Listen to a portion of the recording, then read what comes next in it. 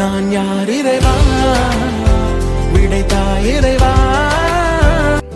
அரக்கர்கள் வானில் இருந்து இறங்குவதில்லை, மனிதன் தான் தீமை செய்து அரக்கனாகிறான். இதயத்தில் தர்மம் என்றும் உறங்குவதில்லை, இதை உணர்பவன் தானே மீண்டும் மனிதன் ஆகிறான்.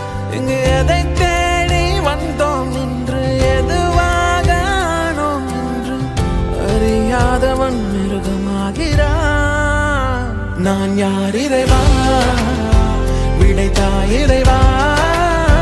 நான் யார் இறைவா, பதில் சொல்ல மண்ணில் வருவாயா. நான் யார் இறைவா, விடைத்தாய் இறைவா.